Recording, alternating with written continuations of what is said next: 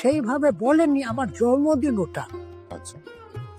বাবা নারায়ণগঞ্জের কোর্টে 1885-তে যেমন একটা মামলায় সাক্ষী দিয়েছিলেন যে আমার জন্ম চাকলা বারাসাত, চাকলা মৌজা বারাসাত থানায়। হ্যাঁ হ্যাঁ হ্যাঁ, শুনেছি সেরকম। আমি ওখানে জন্মেছি, আমার বাড়ি ওখানে, আমার বাবার নাম রামনারায়ণ ঘোষাল, মা কমলা দেবী। বাট আমি এখন বারুতিতে অবস্থান করি, আমি একজন ব্রাহ্মণ, আমি একজন ধর্মযাজক, প্রেস্ট করেছি।